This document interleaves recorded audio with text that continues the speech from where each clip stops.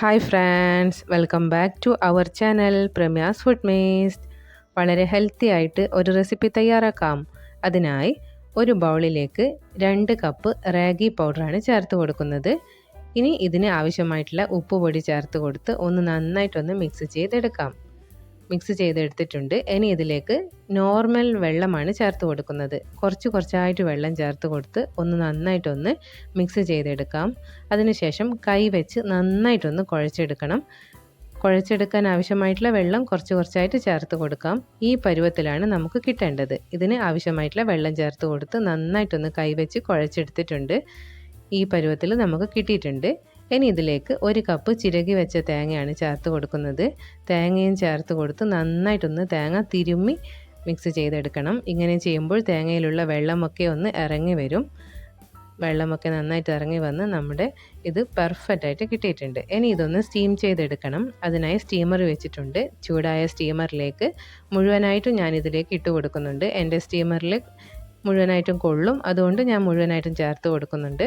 നിങ്ങളുടെ സ്റ്റീമറിനനുസരിച്ച് കുറച്ചോ മുഴുവനായിട്ടോ ചേർത്ത് കൊടുക്കാം. ഇത് ഒരു മീഡിയം ഫ്ലെയിമിൽ വെച്ച് 10 മിനിറ്റ് ഞാൻ സ്റ്റീം ചെയ്തെടുക്കുന്നുണ്ട്. 10 മിനിറ്റ് ആകുമ്പോഴേക്കും തന്നെ ഇത് നന്നായിട്ട് സ്റ്റീമായിട്ട് കിട്ടിയിട്ടുണ്ട്. ഓരോ സ്റ്റീമറിനനുസരിച്ച് കുക്കിംഗ് ടൈമിൽ ചേഞ്ചസ് വരാം. ഇപ്പോൾ ഇത് നന്നായിട്ട് സ്റ്റീമായിട്ട് കിട്ടിയിട്ടുണ്ട്. എല്ലാ സൈഡും നന്നായിട്ട് ആവി വന്നിട്ടുണ്ട്.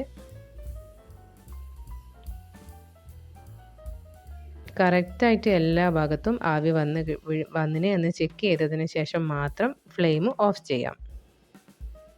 ഇതിപ്പോൾ എല്ലാ സൈഡും നന്നായിട്ട് ആവിയൊക്കെ വന്ന് നന്നായിട്ടൊന്ന് കുക്കായിട്ട് വന്നിട്ടുണ്ട്. നല്ല സ്മെല്ല്, റാഗിയുടെ സ്മെല്ല് വരുന്നുണ്ട്.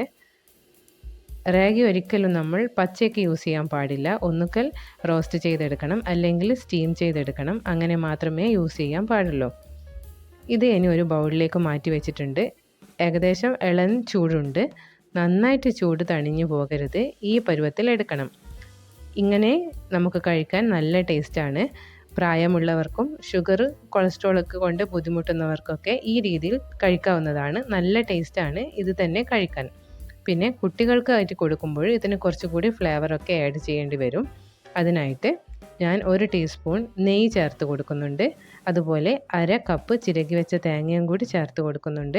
പിന്നെ 1/2 കപ്പ് ഗ്രേറ്റ് ചെയ്തെടുത്ത ശർക്കരയാണ് ചേർത്ത് കൊടുക്കുന്നത്.